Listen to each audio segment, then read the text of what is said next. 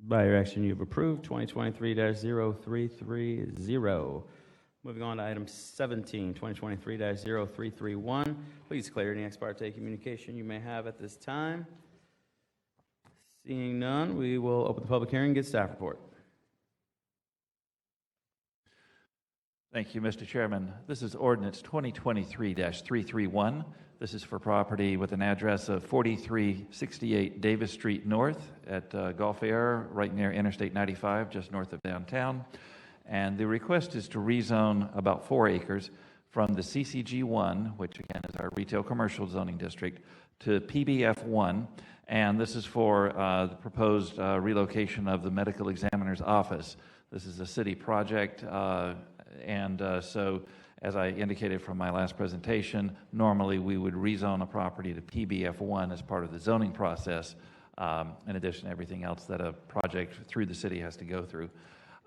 Staff felt that the PBF1 zoning was appropriate. Of course, we use that for any legal government use, so we didn't object. However, there were some speakers at the Planning Commission meeting expressing some concerns about a couple of things. We do have a proposed liquor store that's starting to come online next door that's generated some interest in the neighborhood.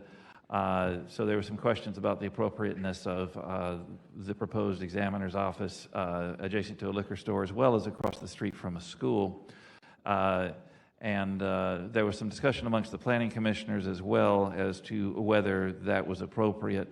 Ultimately, though, the Planning Commission, by a vote of 5-2, felt that this was the appropriate location for this zoning district, and so they have forwarded to you a recommendation to approve. As I said, it's the medical examiner's office. There were some questions about activities that I couldn't answer since I don't know the inner workings of the office, but we do have someone from the medical examiner's office here to answer any questions that you may have. Thank you. All right, thank you for that report. We do have 2 speaker cards. First is Amina Sharif, followed by Mary Dunbar. If you have another one, you could bring that forward.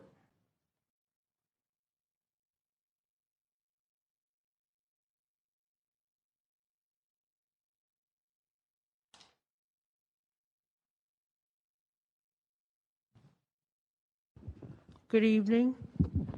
Amina Sharif, my address is on file. The question about the morgue as well as the liquor store, both are across the street from an elementary school. Both of these locations should be reconsidered because you don't have the situation in an area where the population of the children at the school is black. This should not be. The morgue, one of our homeowners, who's a property owner of 3 to 4 other homes in that area, she suggested that there's an area behind a hospital that would be more appropriate for this morgue. This should not be a situation where it's across the street from elementary school. There are other locations in Jacksonville that this morgue can be put that would be more appropriate. Not across the street from an elementary school. The liquor store is bad enough.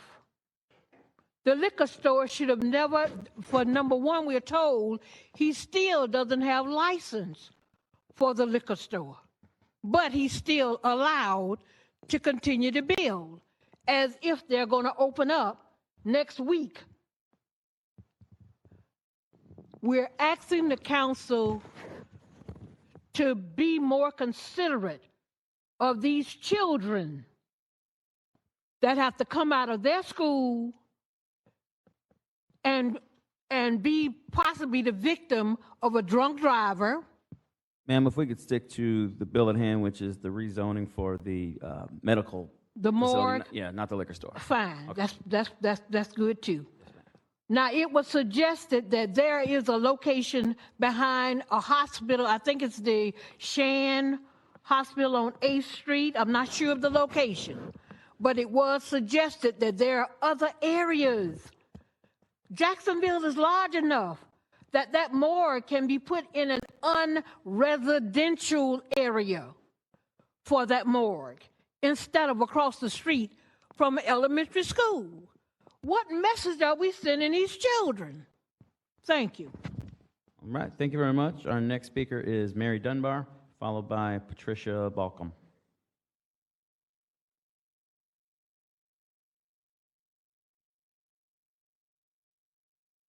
Hello, I'm Mary Dunbar. My address is on file.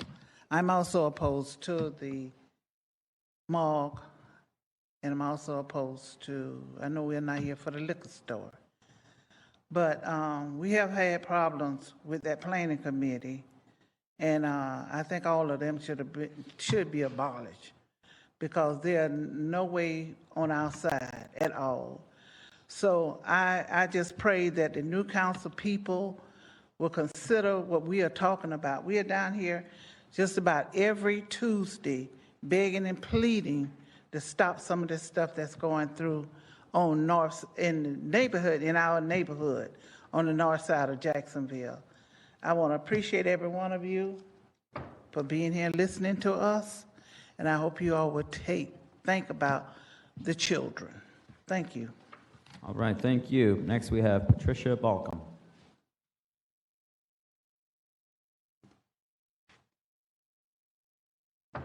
Good afternoon. Good evening. My name is Patricia Balcom. And as I state, I'm a mother, a grandmother, and a great-grandmother. I represent 200 seniors over in the north side area. They feel as though a lot of seniors have high blood pressure, bad health, and can't be here this evening. But they asked me to tell you guys they don't feel that a medical examiner is the right fit for their neighborhood. We got to deal with the liquor store. Now we got to deal with the medical examiner next to a school. In 2 years, we're going to have the SARS Barker. As big as Jacksonville is, y'all mean to tell me if y'all going to rezone from a CG1 to a PBF, that's the only place y'all can do it? All this land we have in Jacksonville. I'm sorry, did you say something? No, ma'am, I was just getting my ducks in a row for what's coming up next. I saw you talking. But we just ask that y'all reconsider that from our neighborhood. We have people traveling through Jacksonville all the time. Is this what we want to show them? A liquor store, a medical examiner, and a school as they travel through our city? Thank you. Thank you very much. We have no other speaker cards on this bill, so are there any questions of the committee? Typically, there questions can be asked at this time, and then we'll close the public hearing and then debate after that if you have an opinion either way. So if there are questions, just get in the queue, and it looks like I have a couple. Reggie Gaffney Jr., you're recognized. Through the chair, Mr. I forgot your name, who representing the medical examiner building. You can come up, please.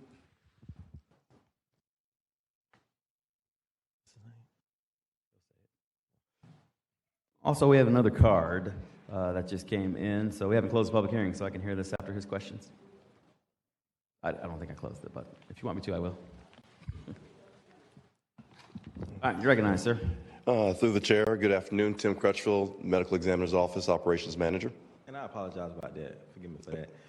Have you met with the community in terms of the specifics and the details of this medical examiner building? Through the chair, no. One of the things that I recommend, being a former councilman for this district and getting a lot of calls and a lot of emails, is that I think a community meeting need to be held to talk about the specifics, the details. Not to say we can meet 50-50, but I think they need to have an understanding of what's coming in their backyard. And they can have a little bit more comfort, potentially, if this was to move forward. Okay. Thank you. Through the chair, I will coordinate with Public Buildings, Public Works, and the appropriate council member to see if we can get that on the schedule. Thank you so much. Councilman Johnson, you're recognized. Thank you, Mr. Chair.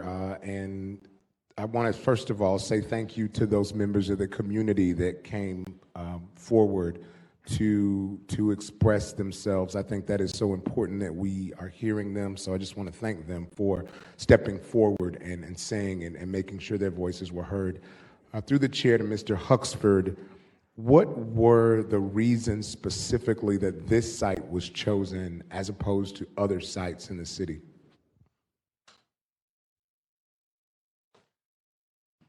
Through the chair to Councilman Johnson, back in March of 2020, we did an extensive site search with Gresham Smith. We started with over 36 properties that had to meet specific criteria around the city of Jacksonville and also be on the west side of the St. Johns River. After going through all those sites, many of which needed remediation, we had to take a look at the remediation piece, the proximity, because we also support 4 other counties other than Duval. So coming back to city-owned property to save the taxpayers' money, the city had that in surplus, and it met all of our needs, as well as proximity. All right, next we have, I just want to follow up on that and thank you. I didn't know through the chair. I want to say, while I do appreciate that, I would love to be able to see some of those properties that may have been evaluated. If we could take a look at them, not that we want to second guess it, but I think all of us would like to look at some of those properties, number one, and then number two, I'd like to echo through the chair again my sentiments, the same as Councilperson Gaffney, who again previously represented this district. I do think it's important that we have the community input so that when these decisions are made, people feel like they're involved with what's going on in their backyard. Thank you, Mr. Chair. all right, next we have Councilmember Arias. To the chair. Same thing here. I just want to echo what Councilmember Gaffney and Johnson just said, having a community meeting to let constituents know what's going on, keeping them up to date. But I'm not sure if you answered the question that Mr. Johnson had, but I want to just ask it one more time. How many properties did you vet? You said there were 36 potential properties. Approximately 36. I am the medical examiner's office, so this was working in collaboration with the Department of Public Buildings and Public Works, but to my recollection, around about 36. Of course, that was back in March of 2020. 36. And you said that out of the 36, there were only a few of them that actually met the criteria, right? Some of which, however, they were either contaminated, soil contamination, which would have cost millions of dollars to my understanding for remediation. I do remember some properties over in Talleyrand area. But this is not, I understand that people call this a morgue. This is a forensic medical center. So can we go into details as to what exactly the kind of work that will be conducted there? Excuse me? The kind of work that will be conducted, can you go into details as to that? Yes, the medical examiner's office is sanctioned by Florida Statute 406 to conduct death investigations. However, it is a part of the medical community. Most of our staff, specifically our forensic pathologists, are medical doctors or doctors of osteopathic medicine who specialize in forensic pathology. We investigate deaths or causes and manner of deaths which are ruled for cases which fall up under our jurisdiction. As well as we have collaboration with Lake Erie College of Osteopathic Medicine for medical training, as well as relationships with University of Florida with their fellowship programs for pathology. Thank you. Mm-hmm. All right, Councilmember Carlucci, you're recognized. Okay. Yeah, 2 quick questions. I'm just looking at it on GIS, and I just want to bring it. First time meeting here. So is this a brand new facility? Is this replacing an existing medical office facility? Or Sir, this through the chair, this is a brand new facility replacing the current antiquated facility on 8th Street behind Shands. Okay. And in that study of the 36, did y'all also study just keeping that same location, but just doing enhanced maintenance or whatever it needs to be there? Do you need bigger space, or what's the? Sir, through the chair, we did do that study. This, our original facility was built in 1968. Went through some enhancements in 1994. Due to the growth of population of the 5 counties which we serve, we're moving from approximately a 27,000 square foot facility to approximately a 52,000 square foot facility that is 2-story. Our current footprint does not allow us to grow. We have a retention pond that sits directly behind us, as well as we're kind of locked in by University of Florida. Understood. And not to belabor the 36 locations and sites that y'all searched, did y'all look for commercial spaces in there and residential, or what was the mix of that? Do you know? I can't remember. I'd have to get with the specifics with Public Buildings, Public Works. Okay, because that's really just my only concern is when I'm looking at it on a map, and I get that I'm just sitting here looking at it on a map, it's just right next to a bunch of houses. So for a non-planning person, it just looks odd. That's just for my eyes on that. So if you will, just maybe include me as well on the list of the 36 that y'all researched. I appreciate it. Thank you. Councilman Johnson, you're recognized.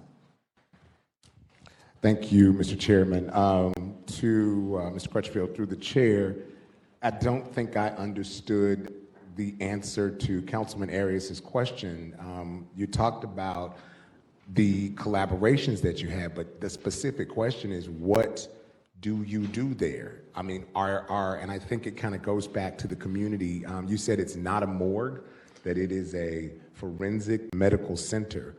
What's the difference? And will there be, because I think one of the things that the community may be not understanding, or I certainly don't, does that, when you said it's not a morgue, does that mean that the deceased will come to this facility?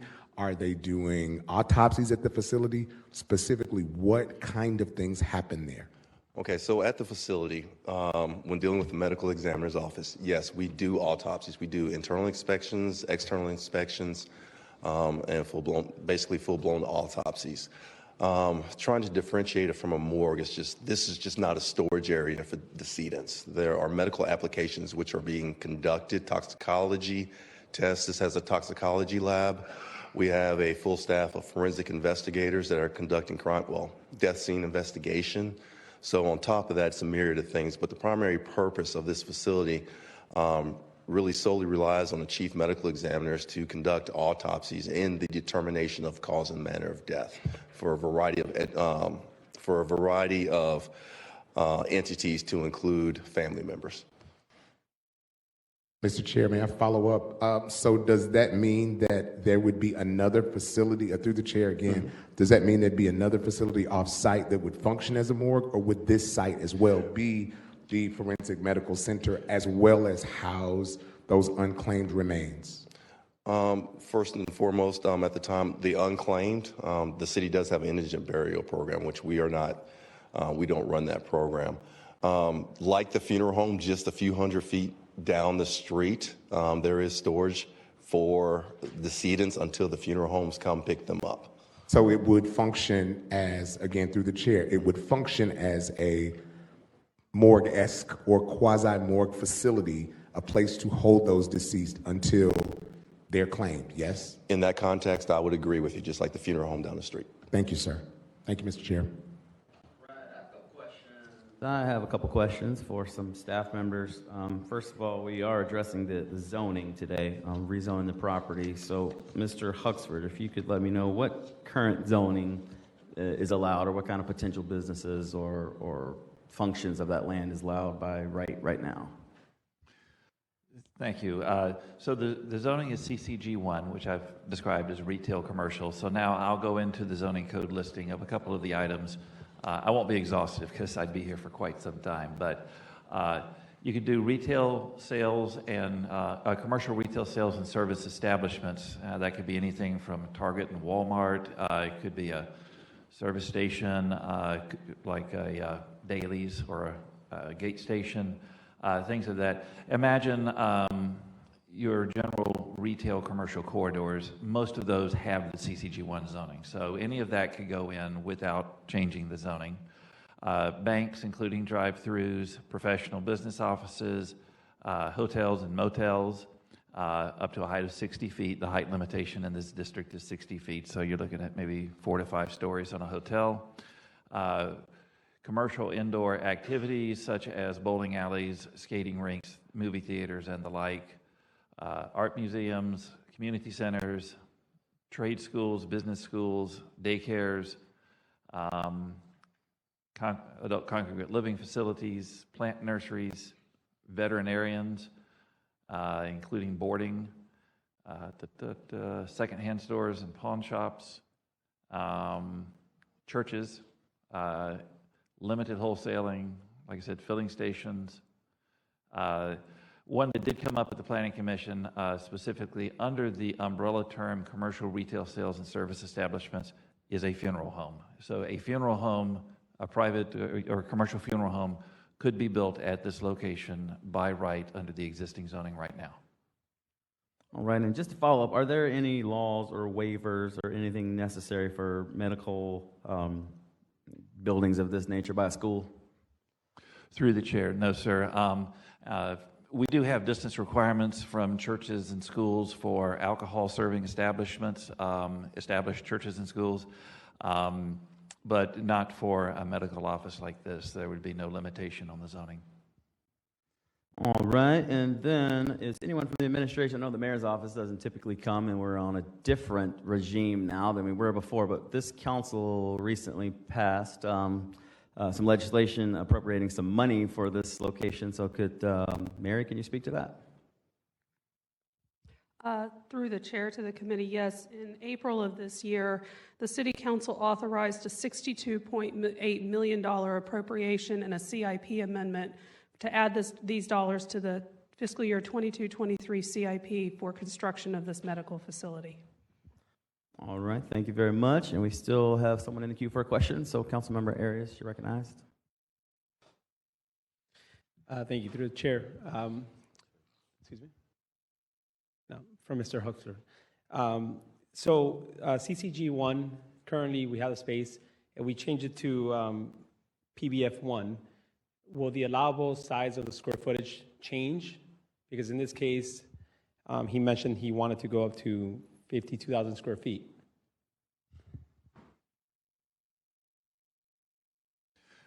Through the chair to Councilman Arias, very good question. So the PBF1 zoning district allows all governmental uses. That's a good point that doesn't get caught sometimes, and I'm going to pull it up in my code so I do not misspeak, because I don't get asked about PBF1 that frequently. Bruce, are you doing it? There isn't? No, it's not height. It's building size. Doesn't come up very often. Nope, hang on a second. Because all my years here, I don't think I've had to answer this question before this body, so. Who's training who tonight? Yeah. But your staff wants to get it right.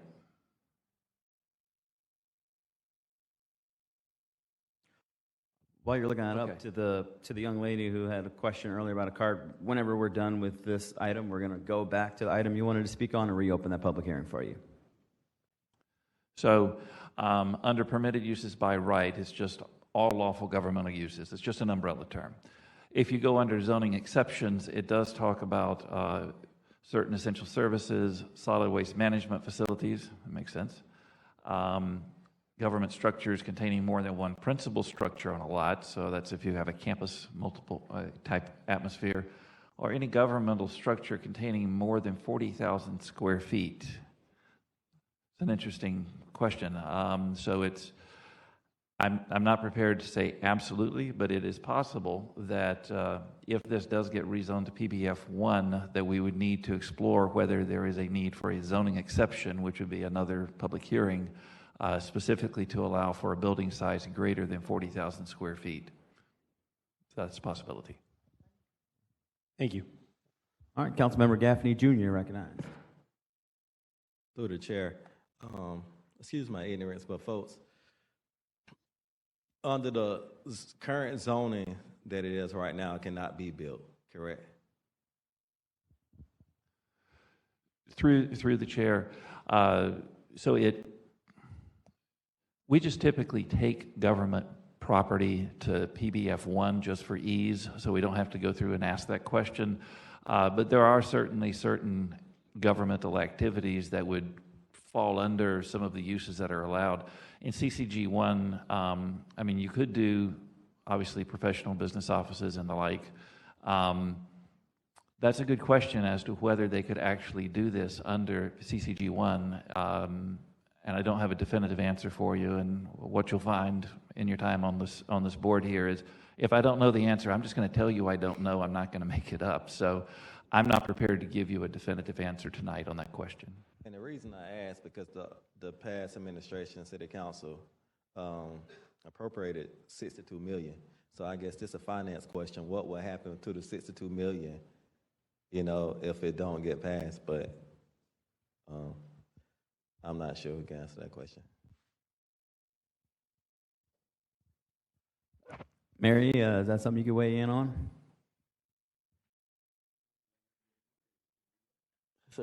Yes, thank you. Through the chair, it sounds like there are some unanswered questions here, so you obviously have the option to continue the public hearing, to defer it to the next meeting, to give some opportunity for staff to follow up on some of these items and to have better information to bring back to the committee. May give the medical examiner's office and the Public Works Department an opportunity to try to set up some time to reach out to the constituents as well. I just want to remind the committee and the chair that that is certainly an option. Thank you for answering that. Good. All right, Councilmember Johnson, you're recognized. Thank you, Mr. Chair. And I guess to you or to, I'm not sure who this question goes to, Mr. Chairman, but literally, and maybe it goes to Mr. Huxford, but you just said that we don't know whether we can build this facility based on the way things are zoned right now. That would lead me to ask the question, why are we here? If this particular zoning, if this particular property does not require rezoning, why is it even in this committee? I'm going to put that in the category of rhetorical, unless you want to take a stab at that, Mr. Huxford. Through the chair, and Mr. Chair, it is somewhat rhetorical, but it's, I don't want to call it a waste of time, but it seems that's what it is. If that's the case, that we don't know, and so I'm looking forward to get some clarification on this particular zoning. I think if this needs to be zoned in a different way, I'm certainly recommending or asking to the chair, just so I can get a better understanding on it, that we probably should continue it. But that just makes no sense to me for us to say, hey, this piece of legislation or this zoning needs to be changed when we don't know whether we can use it to build or not. All valid questions, and I think just with the transition, old administration, new administration, this probably wasn't on anyone's radar. I didn't meet with anyone about it from the new administration, so I think it's probably best for us to defer this unless there's something from the medical's office that would say, hey, this is going to totally blow this opportunity to have this center. If you defer it for another 2 weeks, please don't do it. If I'm not hearing you scream that, we're probably going to let this last speaker speak and defer this, or continue the public hearing until August 1st, but did you want to speak? Okay, so I did have another speaker card come in after we started asking questions. So Bainey Roberts on this item, if you still want to come up and speak, please do so. And then I think we will continue this and take it up August 1st. Good evening. It's Barney Roberts, Mr. Chairman. Oh, I'm sorry. What did I say? Bainey. Oh, gosh. Yeah. Barney. I see it. I wrote it kind of fast. Just so the council would know, in everything you should plan. In planning, you always start out with the roads. The roads leads to everywhere. In this situation, I can't imagine that the Morgue would have a mass transit bus stop going to the airport where you have citizens standing there at Garfield at this site as a mass transit, fast, rapid bus stop to the airport, back and forth to downtown. I didn't see none of this activity on TPO planning. I didn't see it in the CPAC or in the SHADCO. In the future, everyone need to consider that roads are important, and if you can't go out to the neighborhoods, why even go into the neighborhood at all? The citizens are our bosses. They do what we need, and they are the ones that we should be listening to. If you can't go out there and just listen to what they think or what they preserve, for their heritage, for their future, then it's not a good idea to just force things on them. FEMA would love to know what you're doing. So would the agriculture communities throughout the entire region. Regional planning would always want to know what you're doing, why. That way, they will have some type of long-range logistical planning for everything that comes up. If you can't do it right, why do it in the beginning? For us as citizens, when we see this coming, it's like we never heard of it. We would have, but if we could have known, we would have responded. Thank you for your time. All right, thank you very much. So that is our last speaker card. So based on the dialogue here tonight, we will continue this public hearing until August 1st, 2023. All right, now we are going to flip backwards because we have on item 14, 2023-0.